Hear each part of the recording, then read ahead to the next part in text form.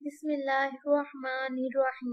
शुरू अल्लाह के नाम से जो बड़ा मेहरबान नहायत रहम करने वाला है। Pharmacognosy lecture of the first year pharmacy technician by Dr. Mara Javed from Shahrukh Alam College of Health Sciences, Multan.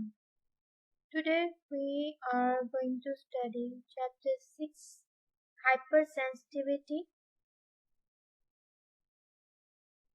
Today we will learn about the allergens. What are the allergens in hypersensitivity or in allergy? What the allergen do in our body? Allergen is a foreign substance. Allergen एक foreign substance होता है that provokes a reaction. Foreign substance. What is foreign substance meaning?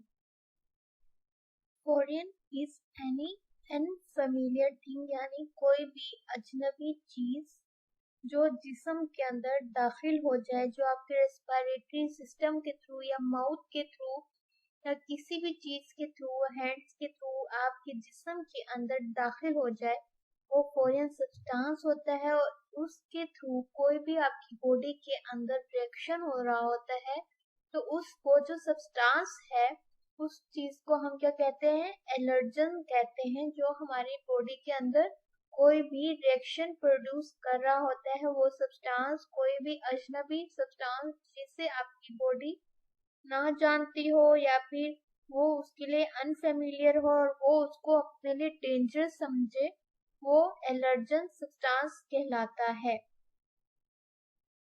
It is a substance that can cause an allergic reaction. This is a substance जो allergens हैं, ये ऐसे substances हैं जो कि एलर्जिक रिएक्शंस प्रोड्यूस करते हैं बॉडी के अंदर।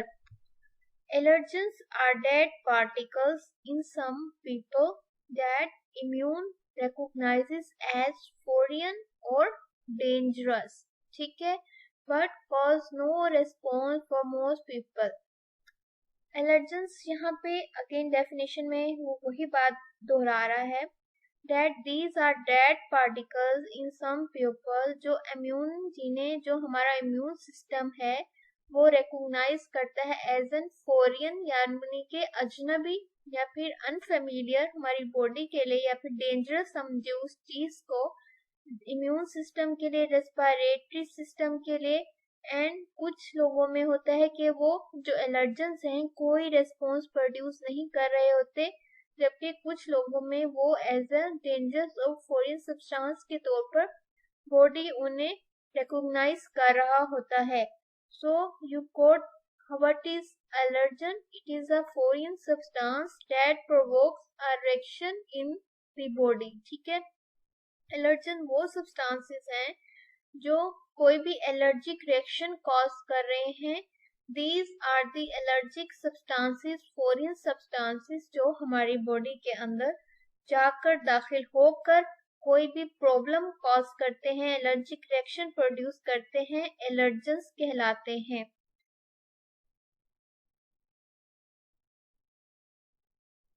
What are the common allergens? Common allergens कौन से हैं? Common allergens include the pollen, dust, chemicals, drugs such as antibiotics or medications you put on your mouth, or some food की वजह से भी most people को एलर्जिक रिएक्शंस होते हैं, लाइक मिल्क से, चॉकलेट से, स्ट्रॉबेरी से, वीट से, पीनट से भी अक्सर लोगों को रिएक्शंस होते हैं। Perfumes, plants and smoke. These are the common allergic substances जो प्रॉब्लम कॉज करते हैं, जो इंसान के इम्यून सिस्टम को डिस्टर्ब करते हैं। Now the types of allergens. What are the types of allergens? Allergens can be classified on the basis of types, symptoms. जो एलर्जेंस हैं, जिस तरह की उस इंसान को सिम्टम्स हो रहे होंगे किसी भी तरह का, उसकी बेसिस पे, उन सिम्टम्स की बेसिस को जो एलर्जेंस हैं हम उन्हें क्लासिफाइड करेंगे। विच डिपेंड ऑन शॉक ऑर्गन, जिस ऑर्गन को इफेक्ट पहुंचेगा हम उससे उसके सब्सटेंसेस के बारे में बताएंगे कि वो एलर्जिक सब्सटेंसेस कौन से हैं, एंड इस एंट्री इनटू द बॉडी, और इनकी एंट्री बॉडी में किस तरीके से हुई है, किन चीजों के थ्रू उसकी एंट्री हुई है जिस्म के अंदर। टाइप्स कौन सी हैं? इनहेलड एलर्जेंस, यानी कि जो आप इनहेल करते हैं अपनी नोज के थ्रू, रेस्पिरेटरी के सिस्टम के थ्रू जो अंदर जा रही हैं। इंजेक्टेड एलर्जेंस, यानी कि कुछ इंजेक्शंस के थ्रू या इंजेक्ट हो रही हैं बॉडी में। कॉन्टेक्टेड एलर्जन, जिस या फिर आप कोई हैंड के थ्रू या किसी भी चीज आप टच कर रहे हैं उसके थ्रू। एंड इंटेस्टाइन, जो आप खा रहे हैं फूड के थ्रू जो एलर्जेंस होते हैं। These are the 4 types describe in your chapter. Today we will look on the inhalant allergen, that what are the inhalant allergens.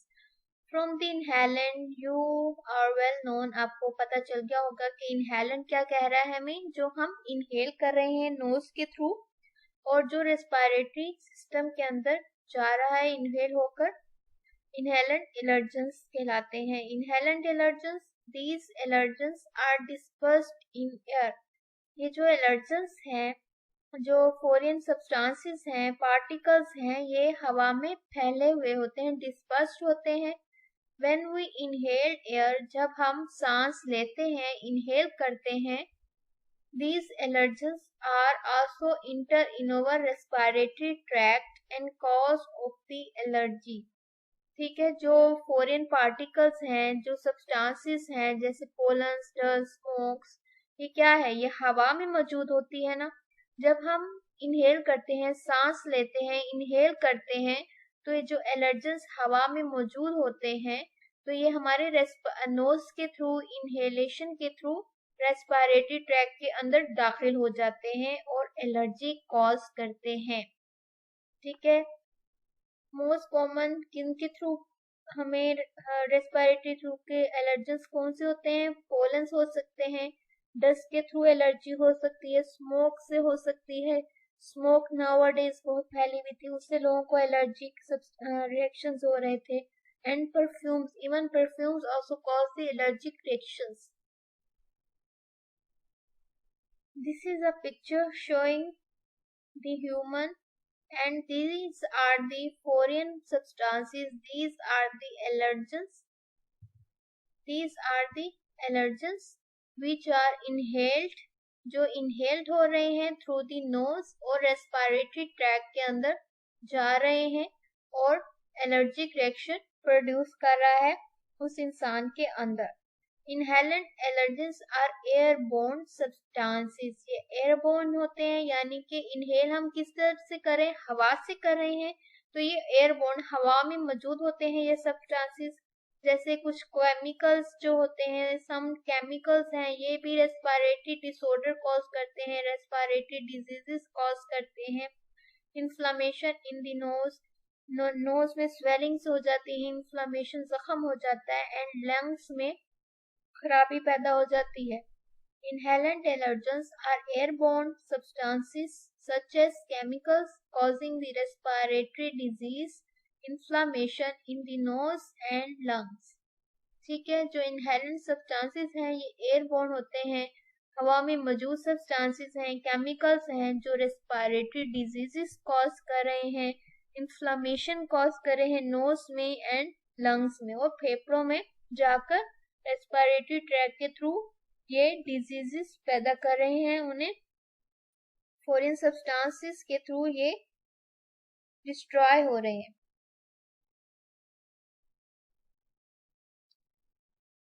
What is a pollen? In the previous slide we have discussed 2 or 3 times pollens. What are the pollens and how it is causing the allergy? You know about the pollens from your metric, that pollen is the cells of flowering plants. जो pollens हैं ये small microscopic sales होते हैं कोई भी flowering plants के ऊपर, including the trees, grasses and weeds. Pollens are microscopic in size, जो पोलन्स हैं, पोलन ग्रेन्स हैं, ये माइक्रोस्कोपिक होते हैं, ये आप नेक्ड आई से नहीं देख सकते। Pollen is the most common cause of allergic rhinitis. जो पोलन्स हैं ये मोस्ट कॉमन एलर्जी कॉज करते हैं।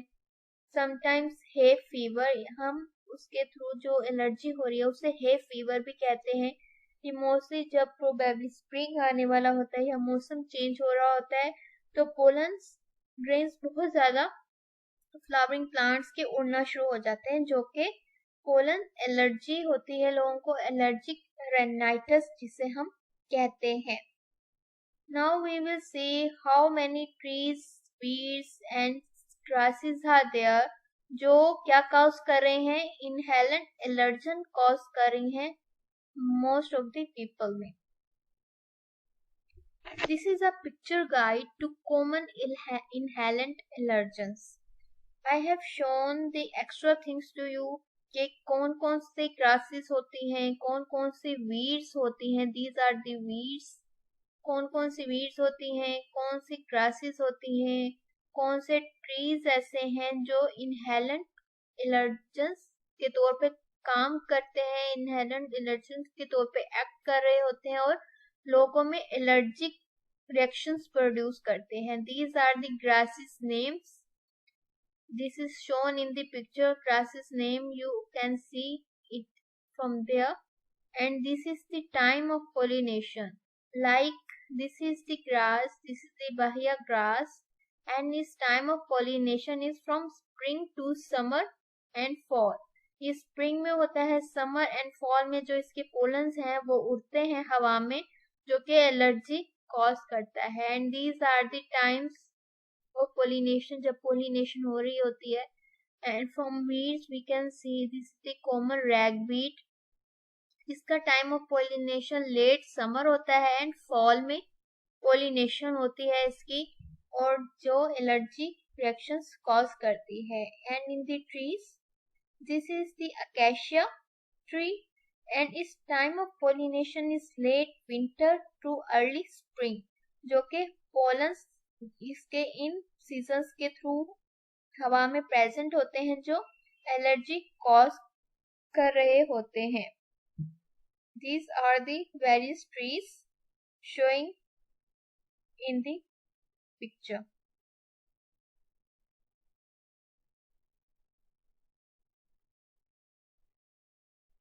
Now at the symptoms of inhalant allergens, कौन कौन से symptoms होते हैं, हम किसके थ्रू inhalant allergens ले रहे हैं, through our knows, through our respiratory tract. ये कहाँ प्रेजेंट होते हैं, एयर में प्रेजेंट होते हैं। तो इनकी सिम्टम्स, मोस्ट कॉमन सिम्टम्स क्या क्या हो सकती हैं। पोलन इंटरफेयर करते हैं with the normal function of many vital organs. जो पोलन है ये बहुत सारे वाइटल ऑर्गन्स के थ्रू हमें इंटरफेयर करते हैं, including the bronchioles, larynx, throat, trachea. ये कहाँ कहाँ नॉर्मल फंक्शन के उसको डिस्टर्ब कर रहे होते हैं, ब्रोंक्यूल्स को डिस्टर्ब करते हैं, लैरिंक्स को डिस्टर्ब करते हैं, थ्रोट को, गले को डिस्टर्ब कर रहे होते हैं, एंड ट्रैकिया को डिस्टर्ब कर रहे होते हैं। When pollens irritate the nose, hay fever symptoms, जब जो पोलन्स हैं आपके नोज के थ्रू आपको छींके आना अक्सर लोगों को स्टार्ट हो जाती हैं। हे फीवर, तो आपको पता लग जाता है कि हे फीवर, आपको सिम्टम्स अपीयर होना शुरू हो जाते हैं, आपकी फील होना शुरू हो जाते हैं। कंजेशन, सांस लेने में दुश्वारी हो रही होती है, स्नीजिंग, छींके आना शुरू हो जाती है, एंड नेसल डिस्चार्ज, और नाक से पानी, फ्लूइड आने लग जाता है। ये चीजें अकर होती हैं during the hay fever. Symptoms ये वाली होती हैं। तो ये पता होता है कि पोलन्स डिस्चार्ज हो रहे हैं एटमॉस्फेयर में, हवा के अंदर, और हमें हे फीवर सिम्टम्स अपीयर होना शुरू हो गई है। The throat reacts to pollen, जो गला है आपका, थ्रोट है, ये पोलन्स जब होते हैं इनसे रिएक्ट करता है बाय बिकमिंग इची, जो इची होने लग जाता है, एंड स्क्रैची, और स्क्रैची होना शुरू हो जाता है, and the larynx become hoarse, और जो लेरिंग्स है, जो आवाज है, वो बहुत ज्यादा शार्प होना शुरू हो जाती है, and voice loss can occur, और जो वॉइस है वो हल्की यानी मध्यम या फिर जाना लग जाती है। आपको फील होना है कि आपका गला खराब हो रहा है, आपकी जो वॉइस है वो बहुत ज्यादा हार्श हो रही है, भारी हो रही है, आपका जो गला है वो काट रहा है, आपको इची हो रहा है, आपको बहुत ज्यादा खारिश वहां फील हो रही है, तो ये सब पोलन जब अपीयर होना शुरू होते हैं एटमोसफेयर में, एयर में, हे फीवर के सिम्टम्स ये इंक्लूड होते हैं सब। These are the various symptoms और which are the cause of the, किससे होते हैं ये सारे, पोलन से होते हैं। And most of you have been known of this pollen discharge, और आप सबको इनके सिम्टम्स के बारे में भी पता होगा। अदर सिम्टम्स, इनके अलावा these are the common symptoms of the hay fever, जो हमें मोस्टली लोगों को होते हैं और लोग जो हैं फिर अवॉइड करते हैं कि हम मोस्ट प्रोबेबली अपने आप को इस चीज से बचा कर रखें, अपने नोज को कवर रखें, अपने थ्रोट को, अपने माउथ को कवर रखें ताकि वो पोलन से अफेक्ट ना हो। Other symptoms include the allergic shiners, यानी कि डार्क सर्कल्स होने लग जाते हैं under the eyes caused by the increased blood flow near the cyanosis। ठीक है, एलर्जिक शाइनर्स होने लग जाते हैं, यानी कि डार्क सर्कल्स होने लग जाते हैं अंडर द आईज। फैटीग, आप बहुत ज्यादा थकावट महसूस करने लग जाते हैं। मेंटल डलनेस, आपकी जो मेंटेलिटी है वो डल होने लग जाती है। वाटरी आईज, और वो जो आंखें हैं उनसे पानी बहने लग जाता है। These are the few symptoms, these are the common symptoms, and ये अदर सिम्टम्स हैं जो अगर ज्यादा severe एलर्जिक रिएक्शन हो रहा है तो ये उन लोगों में अपीयर होती है। टाइमिंग ऑफ सिम्टम्स, जो सिम्टम्स हमने पढ़े हैं पोलन के, किसके थ्रू हो रहे हैं, कब हो रहे हैं, किस तरह हो रहे हैं, तो इनकी टाइमिंग क्या होगी ये आपको पता होना जरूरी होता है ताकि आप अपने आप को या दूसरों को ये इंफॉर्मेशन दे सकें और उन्हें इस एलर्जिक रेनाइटिस से, हे फीवर के सिम्टम्स से बचा सकें। ठीक है, आई होप इस इंफॉर्मेशन को जानने के बाद आप अपने आप को, अपनी फैमिली मेंबर्स को और इन किट के लोगों को इस चीज का इंफॉर्मेशन देंगे। This is the extra information I am giving to you. Timing of symptoms क्या होती है, जो ये सिम्टम्स हैं हे फीवर की या एलर्जी, इनहेलेंट एलर्जेंस में क्या सिम्टम्स हैं, उनकी टाइमिंग्स क्या है। सिम्टम्स गेट वर्स इन, जो सिम्टम्स हैं ये किस वक्त खतरनाक होती हैं, वर्स होती हैं, यानी कि ज्यादा होती हैं। Winter suggest house dust mite allergy, जो विंटर है सर्दियों में मोस्टली लोगों के जिनके कालीन बिछे होते हैं तो house dust mite allergy cause करती है। Later I will show you the picture also. Dust mites क्या हैं? These are the microscopic organisms। जो डस्ट माइट है ये इंसेक्ट है, स्मॉल माइक्रोस्कोपिक ऑर्गेनिज्म है जो आप अपनी आंखों से नहीं देख सकते, ये माइक्रोस्कोप के थ्रू ही इजीली विजिबल होती है।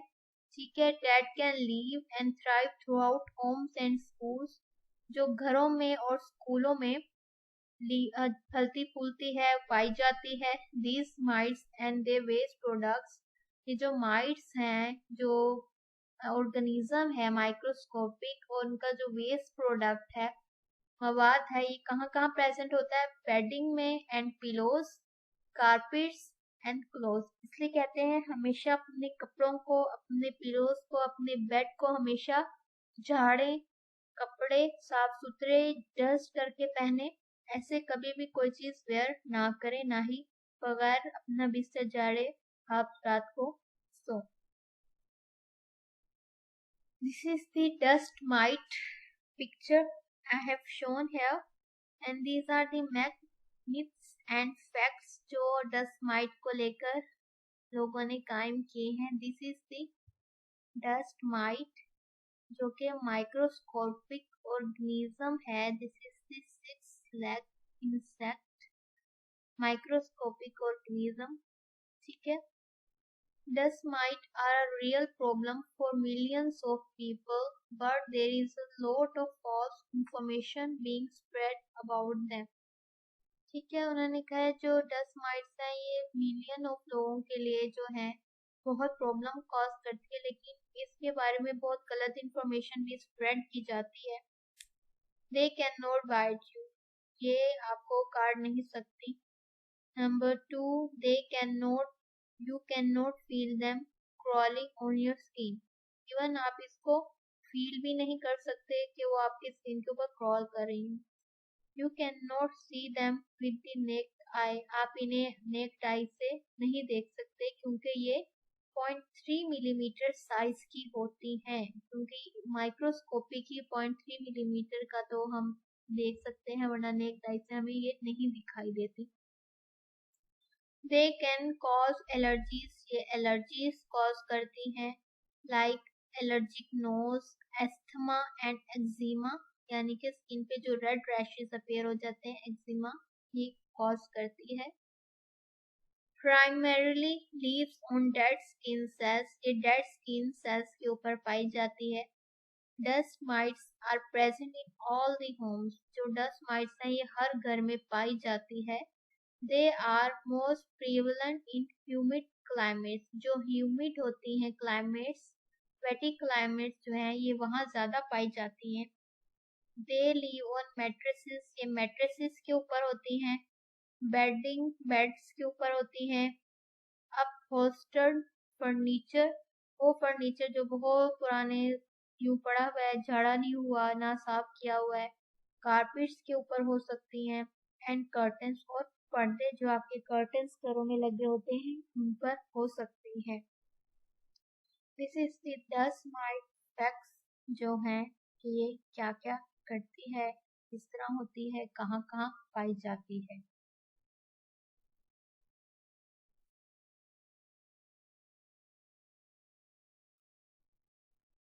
स्प्रिंग सजेस्ट ट्री पोलन्स, जो स्प्रिंग है इसमें ट्री पोलन्स गिरते हैं जो कि एलर्जी कॉज करते हैं।